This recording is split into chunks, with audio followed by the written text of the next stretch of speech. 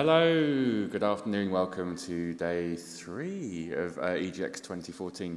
I'm Martin from Eurogamer. We have a special session lined up for you next. We've got the lovely guys from Turtle Rock who are going to take you through Evolve. There will be an opportunity for questions afterwards. If you are watching on Twitch at home, put a few questions in the comments and I'll grab a few of those. But without further ado, please, a round of applause for Turtle Rock.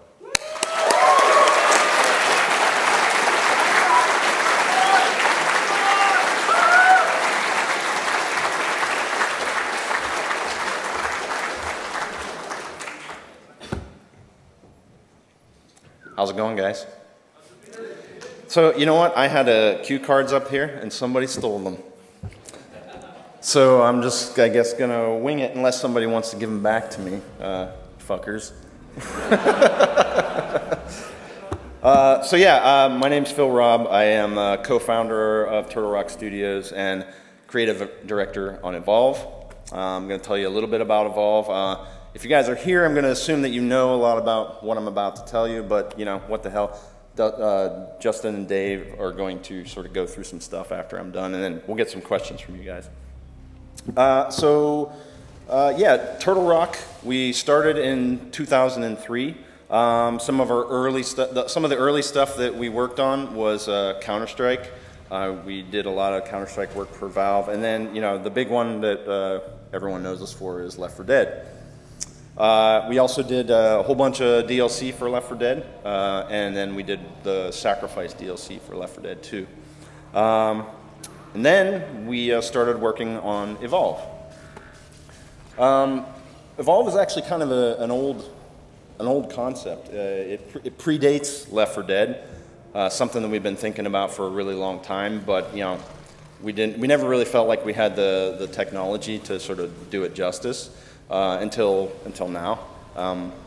And so, yeah, we've been working on this game for, what, 3.5, almost, it'll be about 4 years whenever it ships.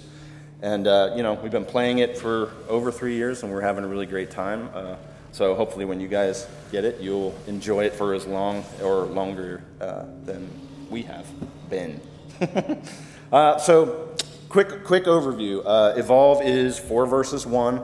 It's a co-op versus lone wolf, and the way it sort of plays out is you got 4 humans cooperating to hunt down and hopefully kill and not be killed a giant alien monster. It's sort of like a boss battle. Now, we've all sort of played games with boss battles before. We sort of know what that's all about, right? It's usually a very sort of scripted, predictable process. You know, the monster or the boss will reveal a weak spot and you shoot it and then he goes through a bunch of dance moves and you wait until he reveals his thing again. We give another player control of our boss monster, right? So it's always unpredictable. You know, we're always looking for, you know, variety, and that's the thing about this game is we've set out to make a game that we hope is as close to infinitely replayable as possible. So, let's see, Evolve takes place on the planet Sheer. You know, it's a fictional planet on the sort of edge of civilized space. And Sheer is a very valuable planet in our fiction and because it's got a very Earth-like atmosphere. But the other thing about it is it's also extremely dangerous. There are wildlife and, you know, all kinds of things that are hungry and vicious and, you know, will make a short and quick meal out of humans. And that's sort of where our hunters come in. Our hunters are, you know, another thing we like to call them planet tamers, right? Their job is to come in and sort of come into these planets and sort of make them more livable for the people who have chose to, you know, travel out into the edge of space and, you know, set up shop. So speaking of our hunters, we've got 4 classes, which, you know, you guys may be familiar with. First class is Assault. We've introduced 2 Assault characters. That would be Markov and Hyde. Our Assault class is probably the most straightforward of our classes in that their job is nothing more than, you know, dealing damage, right? Kick the monster's ass as much as possible, you know, stay in the fight and just, you know, and dish it. The next class, oh, well, I can talk a little bit about sort of the differences between Hyde and Markov. So Hyde is He's my favorite character. He's a character that basically wants to be up in the monster's face as much as possible. He's got the most powerful weapon in the game. It's also got the shortest range in the game. So he really needs to be up in the monster's face. As opposed to Markov, who doesn't quite do as much damage as Hyde, but he's got more range, right? So he's able to sort of hang back a little bit more. And, it just sort of depends on which sort of style of play you like better, as to which one you pick. The next class is our Trapper class. The Trappers, their main job is to find the monster, and then once they do find him, to basically keep him from going anywhere. Restrict his movement in any way possible. We've introduced two Trappers so far. We've got Maggie and we've got Griffin. Maggie is a little more straightforward than Griffin in that she's got her pet trap jaw, Daisy. Daisy is basically like a big sort of alien bloodhound. Daisy will, basically help you guys find the monster. Even when the monster is sneaking, Daisy can keep, tracking the monster through scent, as opposed to Griffin, who, he is more reliant on seeing tracks. But the thing that Griffin has is he's got his sound spikes. The sound spikes basically are these little things that he plants all over the map, and anytime the monster walks by and makes a big noise or kills something close by, it'll ping the whole team's screen so they can see basically the location of the monster. Both characters have a harpoon, have the ability to use a harpoon, but the harpoons that they use are very different. Maggie sets traps, and so she has to be more, she has to anticipate where the monster is going to be, as opposed to Griffin, who's more reactionary. He can react to what the monster does, but it's a lot harder for him to hit with his harpoon because he has to aim it. Okay, let's see here. Next class, Medic. Medic is also very straightforward. Their main job, as you might guess, is to keep everyone healed up and in the game and try to prevent everyone from dying. One of the things that's great about our medic classes, though, is, a lot of people initially, they don't want to be the medic. They're like, I don't want to be the medic. I don't want to heal people. That's lame. But our medics are actually got like an elusiveness to them that, a lot of sort of traditional medic class in other games, don't have. In that, so for example, Val, she's got her anti-material rifle. She can shoot that at a monster and basically create a weak spot. Now that weak spot is basically there, and the rest of the team can shoot it and do more damage, like exponential, double damage or whatever it is. And so that's sort of her way of helping the team out, sort of on the aggressive end. Now she's a very proactive healer in that she can keep everyone topped off as the match progresses. Anyone that takes any little bit of damage, she can hit them with the gun, the healing gun, and keep their health up. Lazarus, on the other hand, is really kind of a shitty healer. He's not good at healing at all. He can do little burst heals like all medics can, but as far as keeping your health topped off, he can't do it at all. But what he can do is he can bring people back from the dead. Something Val can't do, right? So Lazarus sort of takes on a much more stealth role, and then he kind of hangs back and waits for one of his teammates to go down. And then he can bring them back. Let's see here, and last but not least, we've got our support class. So the support class is kind of, I like to think of it as the glue that kind of holds the team together.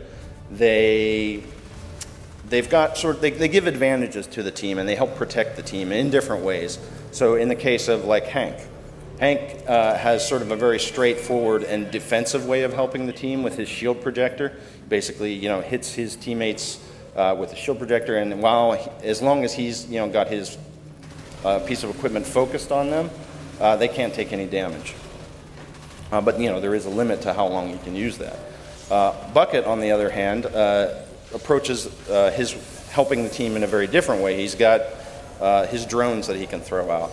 Basically, he can throw out 5 of these little gun drones, and they'll just hang out in the area, and anytime a monster comes near, he'll shoot them. So Bucket's able to create a very dangerous place for the monster to fight.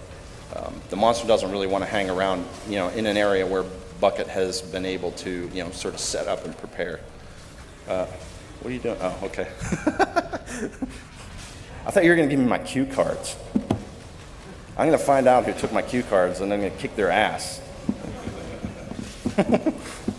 All right, so let's see. That's the hunter. The thing to always remember about the hunters, though, is that teamwork is essential, right? I mean, if you're not working as a team, chances are you're not going to win. Everyone's got a very specific job, you know, and it's kind of really, you know, you need to know what your job is and what you need to be doing, and so yeah, teamwork imperative. Now on the other side, we've got our monsters, right? The monsters, you know, they are sort of the griefer's dream, right? The monsters, I think, kind of appeal to the griefer and all of us, in that you're in there by yourself, basically to ruin 4 other guys' game. You know, kill them, eat them, smash them, whatever you can do. We've introduced 2 monsters so far. We have some more coming. But the first is Goliath. You know, I think probably everyone here has seen plenty of Goliath. He's our sort of fighter archetype. He likes to smash stuff. He can breathe fire, throw rocks. He does all the things that you kind of really expect out of a giant monster. The next is Kraken, who's on the screen right now. Kraken is, there you go.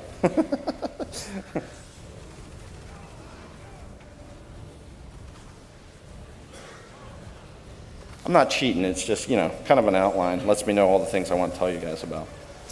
So anyways, Kraken, he's more of our wizard archetype. And so basically, you know, he's comfortable up in the air, you know, kind of away from the hunters, throwing down, you know, his attacks in a sort of, you know, ranged attacks and stuff like that. You know, lightning bolts and things. And he's not as comfortable, you know, up in the hunter's face the way that Goliath is.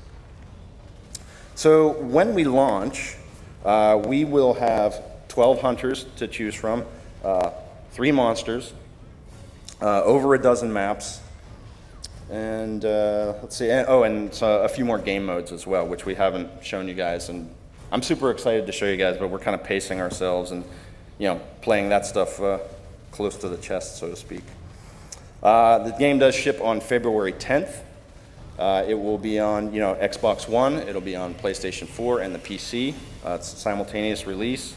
What else? Oh yeah, if you pre-order the game, you will get the first Monster DLC for free when it comes out. So it's a pretty good deal. You know, the Monster will be available to everyone, but if you pre-order, you get it for free. It's kind of a no-brainer.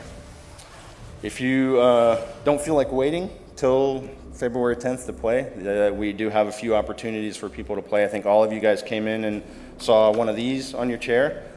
These are codes for our big alpha, which is coming up very soon. Basically just follow the directions on the back, and it'll enter your name into, you know, the list for the big alpha. Our last alpha was pretty small. This one's going to be huge, right? We want you guys to get in and play it and enjoy it. We also want you to do your best to try and break our shit, because you know, that kind of information really helps us. We'd rather you break it now than after we, you know, release it. If you don't manage to get into the big alpha, we've also got a beta coming up in January on Xbox One. It's an open beta. Anyone who has an Xbox can play it. Should be pretty fun. And that's about it for my spiel. I'm going to turn it over to Dave and Justin, also known as DB Sinclair and Jay Party. They're our sort of official shoutcasters for Evolve, and they're going to kind of run through a match and give you guys a little bit more detail. Thanks. Yeah. Phil Robb. That guy's just the best. Thanks, Phil. Thank you, Phil. All right, ladies and gentlemen, on behalf of 2K and Turtle Rock Studios, I'm DB Sinclair, and this is Jay Party. That was Phil Robb, and we're going to kick it off with a full game of Evolve here. We're going to take you through it. Go ahead and launch that game. All right, folks, and we're underway here with a level 1 Kraken. This is going to be the start of a game. We're just going to kind of walk you through a standard game of Hunt here on one of our newer maps, Distillery. Already, the dynamic weather is coming into effect here. They got a blizzard, which is not what you want to see as a hunter. They're going to have a lot of reduced visibility, reduced track sighting. This is going to be a rough start. You see our Kraken here already flying, using that ability to get through the level quicker. Each monster has its own movement modifier, and for the Kraken, that's going to be his flying ability. Very effective. Makes the team forced to fight him in the air unless they can manage to pull him to the ground. As Phil mentioned, in Evolve, you can be the boss. You don't start out as the stage 3 boss, though. You need to run, eat wildlife, and evolve. There's also the hunter aspect to the game. That's the 4 in the 4 versus 1. You're seeing the hunters here freshly off the dropship, and the first thing they need to look for, as you're seeing on the ground, there are glowing footprints. Look for footprints right off the bat. It's going to tell you the direction the monster was headed. As you can see, they're on his trail now. And also, occasionally the monster will startle birds. Look for that notification as well. Yeah, we're going to probably see more of that coming up, but already we see this monster doing some quick eats here at stage 1. He has that evolve ready to go, but this is where you have to make your first big decision here. At the very top of your screen, you see that red health bar, and above that, the blue armor. That armor is full, and that's going to build while you're eating. But when you evolve, you're going to use up all that armor, and that's going to go back to 0. So the monster has to first decide if he wants to fight at stage 1 with full armor, or just throw that away, get to stage 2, and try to level up, but he's going in here. Yeah, definitely a big decision to make when you are playing the monster, but he does have full health and full armor, as Jay Party pointed out. So he decides to go into the fight here. His main goal right now is to start to get these hunters to drop, incapacitate them, and build up on down penalties. In Evolve, there's a down penalty system. Every time you are incapped as a hunter, you will accrue a down penalty. So the monster right now wants to make this hunter team squishier than they started out. But as you can see, they do have Val and Hank on the team who are using their healing and shielding, as Phil talked about earlier, to keep the team in the game. Right now they're focusing on keeping the Trapper up and keeping Assault doing damage. These are both important things because without damage you're not going to be able to kill the monster. But the important part of the Trapper is that with that mobile arena, as you see that big blue dome in the background there, that's going to stay up as long as the Trapper is up and not incapacitated. Although if the monster brings the Trapper down, the dome will fall and the monster can run.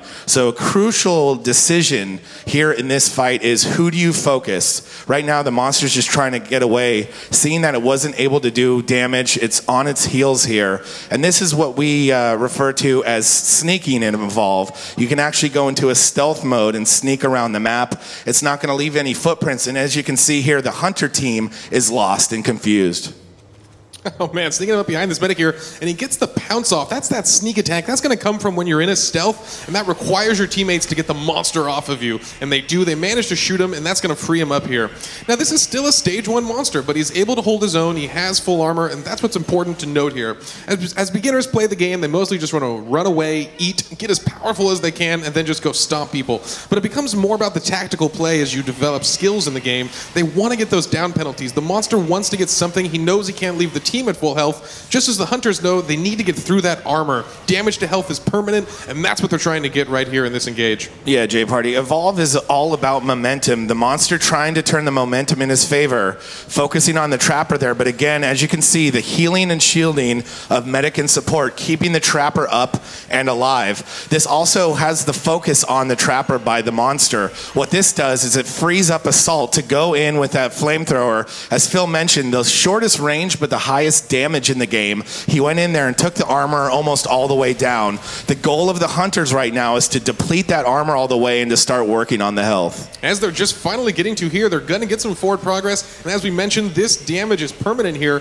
So this is that time as a monster where you kind of want to turn the other way and head back into the jungle, get to eating again, get to staging up. This monster is ready to evolve to stage 2 here. A big trank there from Val. As Phil mentioned, Val has a tranquilizer gun. This is very effective against the Kraken. You saw the Kraken turn yellow. It became visible to all of the hunter on the team there, but also it made the Kraken fall to the ground. This is going to bring the Kraken down to your level where you could fight the Kraken on your terms. As you can see here, they're doing a great job of that. Already have the Kraken down a bar of health. And that's what you're learning. There's different strategies in overcoming each monster. And with the Kraken, it's all about pulling him to the ground. A couple different hunters have abilities to do that. Val actually such a strong player against the Kraken because of that tranquilizer rifle. She can slow him down and prevent that flying. It makes her really powerful against the Kraken, whereas the Goliath's going to just continually rampage right through those tranquilizers. So the monster here, realizing he got nowhere with the Hunter team, no down penalties on the Hunter team, as you can see there,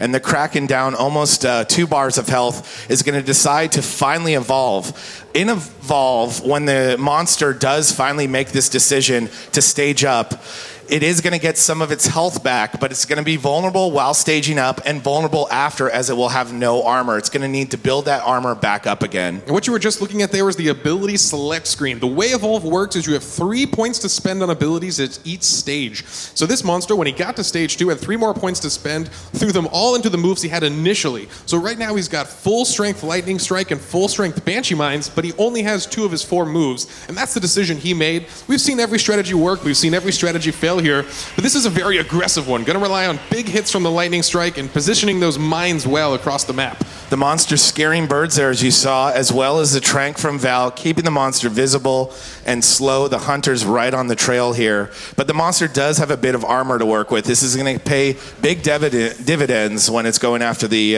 wildlife here. As you can see, a long way to go to stage 3, though. This monster has a lot of work to do. Another thing you may notice, that kind of sonar-like thing emanating from the monster, that's his smell ability, and that's what gives the monster an inherent advantage. He has some built-in map hacks, which is nice. Oh, as the Trapper gets taken out by another pounce attack, but it doesn't matter. He's able to get that arena off, and that's what's important for the Trapper. Now he's going to force the fight. Now the Trapper's secondary role is to get those harpoon traps into the monster and try to keep him on the ground where they can maximize their damage. You're also seeing Hank on support there with his laser cutter. He does get pounced here, but before that he was helping do damage, which is big time in Evolve. It's all about getting that forward progress on the monster, doing permanent health, and all of the team members, including Val, with that sniper rifle, can do damage to the monster. You see them finally getting this armor down. This is going to be a good fight for the hunters that they have him in the dome again. And that assault class, struggling to get close enough with that flamethrower. We mentioned that weapon earlier, the most damaging weapon in the game, but such a tiny range. It can be very difficult to close the gap and get the monster contained, which is why you rely so much on your team to support each other. This is where mixing and matching of hunters comes into big time play here. As with Markov mentioned before, Markov has a lightning gun. It doesn't do as much damage as the flamethrower, but it does have higher range. Markov is definitely a good choice against the Kraken, as he can use that lightning gun even when the Kraken's in the air. You're seeing a lot of damage come from the Kraken now, finally doing some damage onto the hunters there. But until he gets one of them down and incapacitated, they are still running at full strength. Yeah, actually, the Hunter's doing a great job here of keeping each other up. You see that green beam, you see that blue beam. The green is the healing and the blue is the shielding. If those are on a Hunter, they're going to be almost invulnerable. It's going to make it so difficult for the Kraken to bring them down. As we discussed, you can mix and match hunters in Evolve, but each class has a specific ability. What you just saw there on support was his group cloak. All support characters have a group cloak. This is handy when you need to run and get out of there, but it's also handy to keep your teammates cloaked in the middle of battle. Yeah, looking at our Assault class here, we can talk a little bit about that class too. The group ability that all Assaults have is going to be the personal shield. We haven't seen this Assault use it yet, but that's going to make him invulnerable for a couple seconds there, and that is so important, as the Assault's main role is to just draw all the aggro, get right in the monster's face. Finally, a teammate goes down, but it's only Daisy, J-Party. And the reason Assault hasn't had to use that shield yet is because of the amazing healing and shielding from this team. He really hasn't need to go there. He's been able to focus on damage so far. Yeah, and this monster falling below half health, this is not an ideal situation as a monster here. He's really got no forward progress on the team, and his health is dwindling quickly. But once again, as we mentioned, Evolve is very momentum-based. He is getting people's health down, he just hasn't made any permanent progress. That's why he wants to stay in this fight. He knows if he can just break through, get the support down, or get the medic down, he'll be able to collapse the rest of them like dominoes. And here comes a big lightning strike. It hits, and finally one of the hunters goes down. He's working on support as well, and support goes down as well. That's that big momentum swing. As you see one of the hunters there with a little white box next to its health bar, that's a permanent health loss. That's that down penalty we discussed. And now another hunter goes down, J-Party, and this monster doing very well to turn this fight back in its favor. Yeah, finally getting the medic there, and that's such an important takedown. You're no longer seeing that green beam healing the team, and that's what's so important to keep everyone in the fight here. Slowly recovering, any hunter can revive any other hunter. It's just a little slower, which is why you want to keep your medic alive to be the primary healer and the primary reviver on your team. Phil talked about Lazarus earlier. Lazarus not in this fight, but the difference between Lazarus, not only can he resurrect dead teammates, but that down penalty is not a thing with Lazarus. If he uses his Lazarus device on a down penalty, it will bring them up with no penalty to their health. Also another reason why to mix and match and possibly choose a different medic in the fight. So this monster finally breaking off this fight and running away. The hunters have to deal with reviving each other, and that's going to give him the room he needs to breathe and hopefully get that final stage up to level 3, because he's going to need it. Down to just over a bar and a half, or just under a bar and a half of health here. He needs to stage up because that's the only way for him to gain health back. Otherwise, that damage is permanent. Finally on the run here, like you said, Jay Party, he had a little bit of bloodlust there, I feel like, which is definitely a symptom of Evolve. You get in the mix, you get in the fight, and you don't want to pull out of that engagement, but sometimes it's important to do. It was important for the monster to do here. And now in good shape, actually building up that armor, getting some meat inside of him from the local wildlife, and looking to evolve to stage 3. What we have here, though, ladies and gentlemen, is elite wildlife. You see the little star and the light color of this skin tone. This is actually going to give a perk to the hunters. Jay Party, tell the people about the perk they just picked up and how crucial it is in this fight. That is a huge perk, plus picked up by the Assault class first there, an increased damage perk. Now the way the elites work is whoever kills it and eats it, or for the hunters walks up and uses their ability on it, is going to gain the perk. And those are unique to each animal type. There can only be one elite of each type on the map, and it's worth noting where those are as you move across the map, as you may not have time to grab it the first time you see it. The monster finally staging up to stage 3. So you got about 2 bars of health back from that evolution, and working on armor here again now. There is no evolution past this point, so you're not going to see that meter anymore, but the armor meter, that blue bar at the top there, crucial in the final fight. And also worth mentioning, there is an objective now at stage 3. You're seeing that power relay in the distance there. The monster can actually destroy that power relay for the win. Let's see which direction he heads. Oh, it looks like Val was dead in that fight. So when a hunter is fully brought down and then brought to death, the 2-minute timer starts. And that's how much time the monster has to kill the rest of the hunters before the dropship brings back reinforcements. So what you're seeing there is Val and the dog Daisy being brought back into this fight, and this team's back at full strength. The monster sneaky now and using that smell ability in unison there. That's a great tactic to get around the map unnoticed and see what's around you. As Jay Party mentioned, that smell ability will show what's around you, wildlife and hunters included. You see the hunters here falling back to that power relay. As mentioned, if they can defend this, they will win the game. And you see Val using that med gun to top off the teammates with health. Yeah, the monster going in, he needs to take this point, and that's what's nice. It sets up a final stand for either team, and a bit of an ebb and flow in the game is going to be that armor. Once that wears out, the monster may try to retreat here, and it's up to the Trapper to keep him forced into this fight, as the Assault getting a ton of damage off, doing a good job there, using that personal shield, so the Kraken immediately targets another player. Poor Daisy takes a lightning strike to the face and goes down. She now has 2 strikes, but I'd rather have a strike on Daisy than on my actual teammate hunters. So you see all of them working with about a strike here, which is reduced health on all of them. If he can do the damage that he needs to do, he could win this fight. But right now, Jay Party, the hunter team, working as a squad, doing damage and keeping that Assault healed and shielded.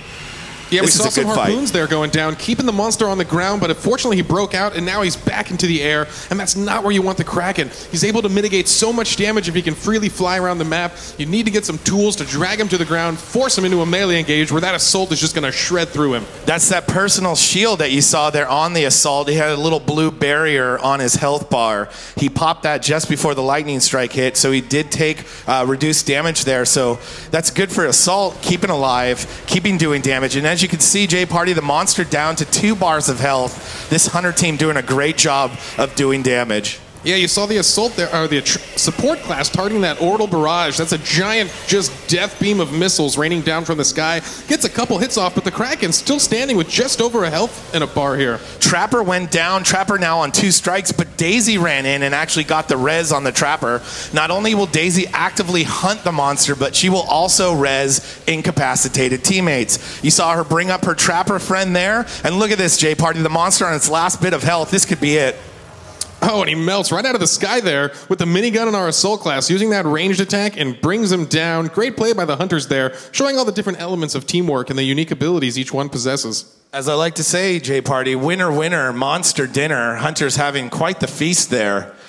That was good. What a game, ladies and gentlemen. Thank you for watching Evolve. All right. There you go. I hadn't seen that yet. That was the first time I saw that match. That was a good match. Good match. It's fun to watch, huh? I mean, that's the interesting thing about Evolve. I mean, I spend as much time watching the guys in the office playing it as, you know, probably more time watching the guys in the office play it. And it's always just, I don't know, it's really entertaining. At least it is for me. I hope it is for you guys, too. Yeah. All right, we're going to kick off some Q&A, as mentioned. So I hope you guys have some good stuff for Phil Rob. I didn't steal your cue cards, by the way. You didn't? Okay, no. good. I was worried he was going to lamp me when I came on stage. You didn't steal my cue cards? I promise I didn't. So yeah, we do have some time for some questions. If you do want to ask a question, there's 2 X's in both aisles if you just kind of make your way up there, and then we'll work through you all one by one. So anybody have any questions at all? I think they're all quite shy. Oh, we got spotlights, too. Yeah. Yeah, that's not intimidating at all. I like got it. our first question up here. Thank you. There we go. I heard that there was a possibility of microtransactions in the game. Is that true or not? Microtransactions meaning like... You can buy weapons, make your character more powerful, possibly more upgrades for the monsters No, we do have some plans for some cosmetic stuff, but as far as like changing, you know, the power or, you know, the sort of gameplay elements of the characters, no. I mean, that would be pay to win, and pay to win sucks. Yeah. So, yeah. Thank you.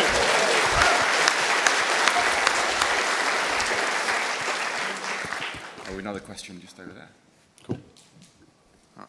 Hi. Did you ever have a stage 4 evolution for the monsters before, and would you consider adding it? No, we never did. I mean, it's kind of just through the process of playing the game over, you know, the many years, it just 3 felt right. At this point, you know, I mean, and what would a stage 4 mean? A stage 4, obviously, we want them to get even bigger.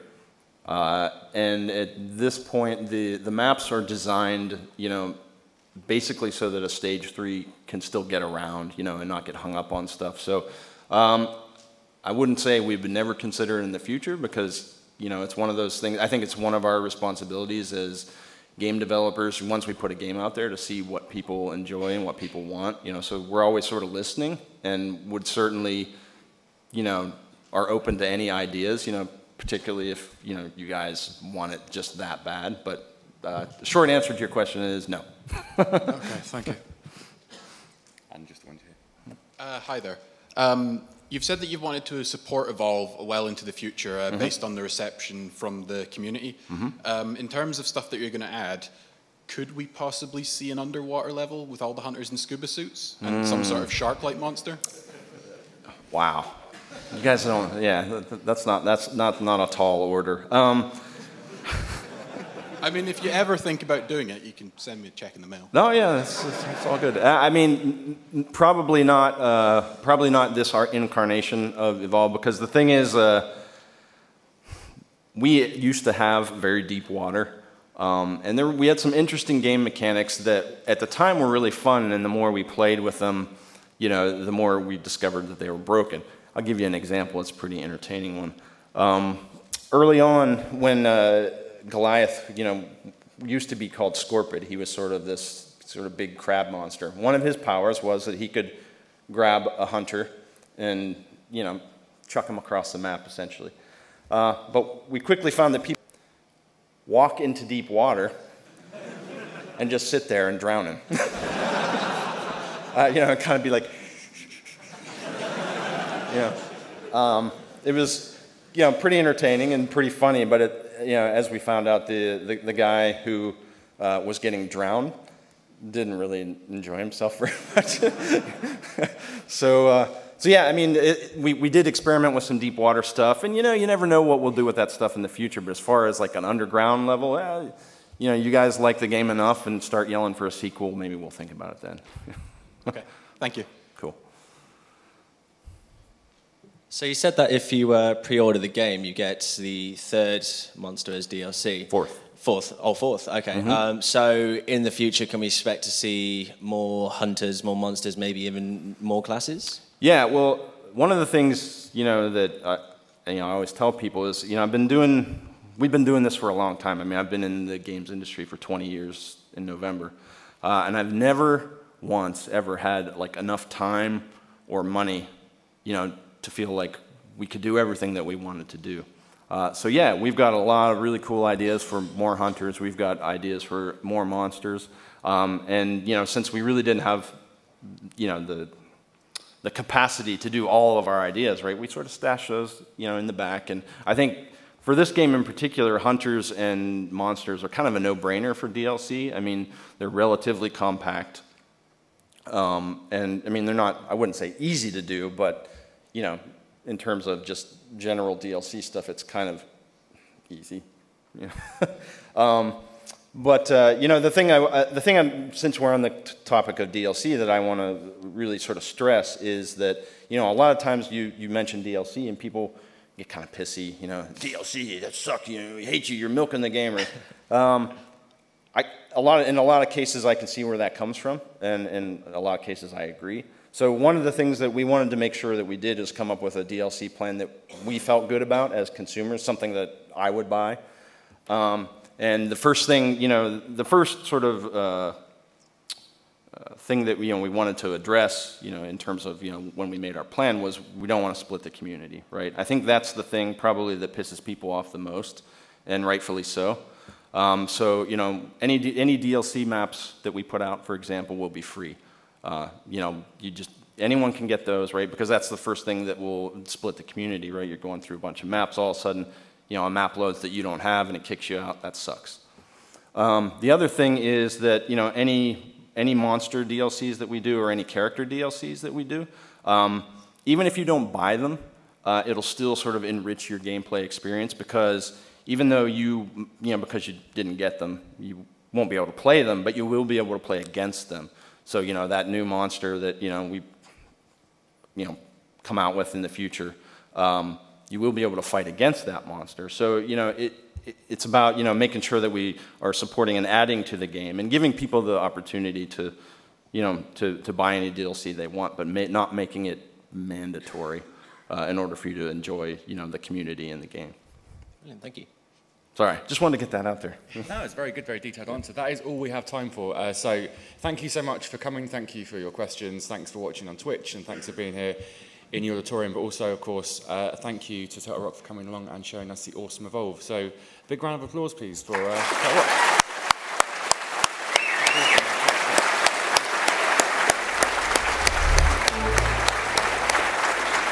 We'll be back in about 20 minutes with Witcher 3. Hopefully see some of you back then. Thank you very much.